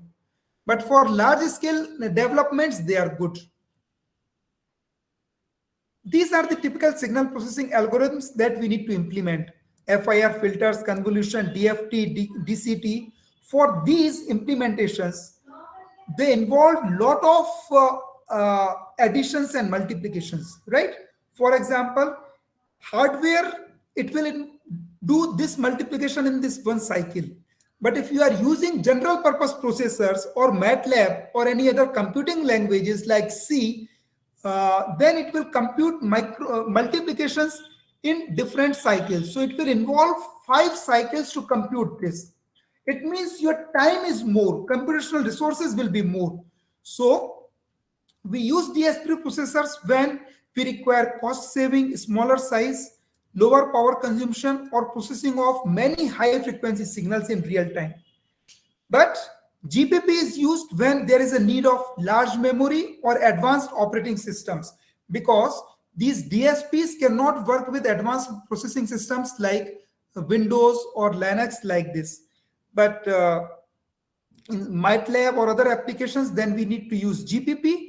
But for dedicated applications, for example, you are processing, developing some system for some controlling or developing some power quality, voltage sag or harmonic estimation, then you can use dedicated DSP processor for implementing that Fourier transform or something. These algorithms are pre-built in these DSP processors and they are easy to implement. Now, when you are choosing, you have to choose between floating and fixed point processors. Depending upon the applications, you can choose it. Now, there are different, especially from Texas Instruments and some other manufacturers, we get a different series of processors, DSPs, digital signal processors. You have to choose depending upon your applications, whether you need an availability of budget, what you have to use. If you need some wireless applications also, internet audio players, then you should choose this series of processors from the Texas. If you want high-end performance, ease of use, then use this series of processors. They provide all kind of applications, multi-channel and multifunction apps. But in 2000 series, you can use it for motor control, storage, and digital control systems, but they have very limited applications and limited applicability. So this is how you can use hardware systems. So finally, to conclude, the processing of power quality variations is well defined in standard documents, and well understood signal processing tools are sufficient for most applications. But for specific applications, like where you have time variations, non-stationary signals, then we need specific applications of signal processing tools. There are, however, 2 areas where we need further development of signal processing tools, that is fast voltage fluctuations and high frequency variations. These are still open areas where we need to focus. An important application of signal processing tools is the location of sources of power quality variations. This is right now in practice. From the measured, we try to find out, for example, in a grid, multiple users are connected at a point of common coupling. So based on this common measurement, just to find out who is the culprit, who is polluting our grid, that is the another area of application of signal processing that is one of the important application that is prevailing right now and that you can pursue. So this is about the signal processing application. Thank you very much. Now, because time is running, I invite very quick questions from you if you have any. And in fact, your feedback also about the talk. If something we need to include, yes. Thank you, sir. Now the podium is open to participants for questions. Actually, I am Dr. Bikram Das, one of the coordinator of the same FDB. Okay. So Jain sir Nice. is now out of this meeting, so I'll handle the rest part. So, participants or any questions? Sagar is asking that FFT is less accurate than DFT. I have told you that FFT is a mechanism to implement DFT in digital form. So you cannot say that one is FFT has different versions. For example, you can use Radix 4, Radix 2 in different mechanisms. So it is a fast way of implementing DFT. You can use other mechanisms also, right? Is that clear? Yes, sir. Sir, I am having one question Yes, please. that, sir, you have told about non-parametric methods are like wavelet transform in, in Hilbert transform. Sir, if in wavelet packet or wavelet transform, we decompose the signal and we get some coefficients like detailed coefficients and approximate coefficients. Sir, in just like that, in Hilbert, we also get like intrinsic mode function and all these things. So what is the basic difference between wavelet and Hilbert? Okay. You see, in wavelets, in Fourier transform, we have defined a sine wave that is indefinite, means from minus infinity to plus infinity. So we don't get any time information, right? So for that, we came up with wavelet transform, where wavelets are a small time duration. Now, still they are fixed. Wavelets, once we have used, so mother wavelet we have defined, so that is fixed for particular application. Whereas in intrinsic mode function, we have further flexibility. So it is next stage of flexibility that we have obtained in HST using intrinsic mode functions. So basically we use empirical mode decomposition, EMD and IMF. So that is the concepts which we use in HST. And sir, and another question from my side. Sir, you have shown some of your practical hardware validation where you have used sir, data acquisition units and all these things. Sir, I'm having the question because I'm also working on such power quality monitoring and detection principle. So, and for in the initial stage, we are developing some mathematical modeling of synthetic signal. And then when we take this research into some update level, we have to get the real-time signal.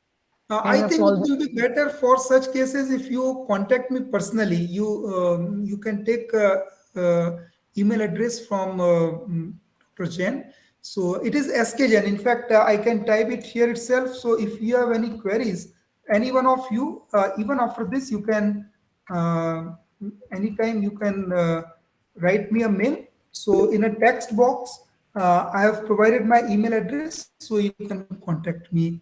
We will try to discuss about this one. Okay, okay. Because that will take a lot of time, means to demonstrate about the hardware signals, how you have to acquire these things, right? So, if it is a limited resource, if you only have some real-time simulators like OpenRT and all these things, so can you validate the MATLAB models in directly without using the practical real-time signals? Not your not clear, means your voice is also breaking. Your question is not clear to me. So my question is that if we have limited resources, like we are not having some data acquisition tools, so Okay. if we directly make the mathematical modeling like synthetic signal in MATLAB platform, then we can we are having some digital simulators like OpenRT. Then can we make the use of the to validate in terms of real-time signal? Okay, in OpenRT and any real-time simulators, you have a provision of measurement of those signals that you are generating here. So this hardware in loop kind of concepts is there. Okay. So in those cases, you can acquire those signals, but at least you need those signals from somewhere. So that is quite possible. In fact, I have used OpenRT signals in one of my research articles I have discussed here. Right? Okay, sir. I'll definitely go through it. Okay. So any So other any more questions from? questions?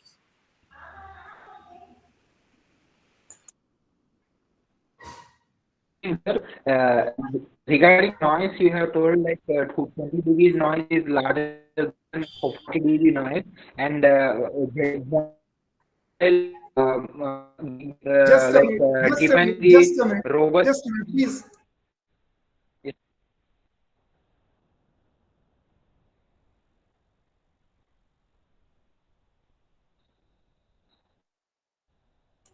Okay, please. Yes, sir. Generally, for defining a well-rolled system, like how much dB noise should be working accurately, sir? Vikramji, are Like you under getting how his much voice clearly? noise? Because I am not No, his getting sound is breaking. His sound is not clear. clear. His sound is breaking. Srikar, your sound is breaking. Are you there, Sukar? Okay, anybody else? Any I questions? think Vikramji, Yes, they can on my email address they can drop Oh, me yeah. a mail. Yeah, What sure. are their queries? So I will just answer their queries. Okay. So you'll like to okay. wind up here. If you have any more queries, you can please kindly contact sir. The mail ID is already provided in the chat box. skjain@iitdmj.ac.in.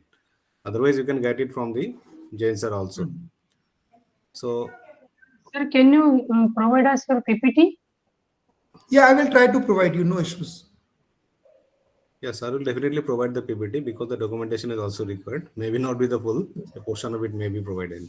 Yes, yes, I'll provide you. I will mail it to the Yes, sir. organizers and they will provide it to you. Yeah, sure. Okay. So we'll wind up now. Thank you, sir. Thank you. Okay. Thank you very much for your Thank you. patience hearing, everyone. Thank you very much. Goodbye. Thank you Good very night. much, sir. Thank you, sir. Shall I leave now, Yeah, yes, sir. Das? Okay. Yeah. So thank you.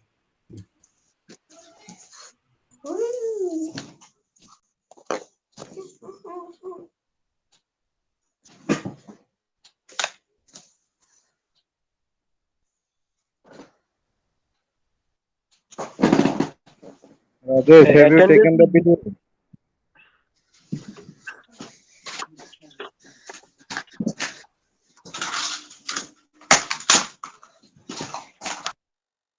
Rajesh, Yes, sir.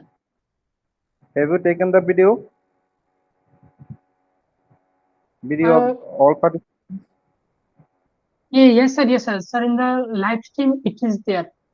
Sir, sir, still 34 members are present. Sir, please, um, tell, can you please switch on your video to get one complete screenshot?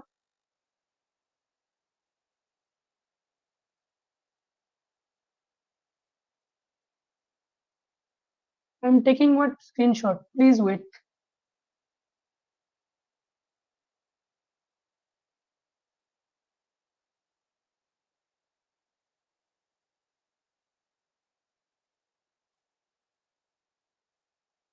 Done.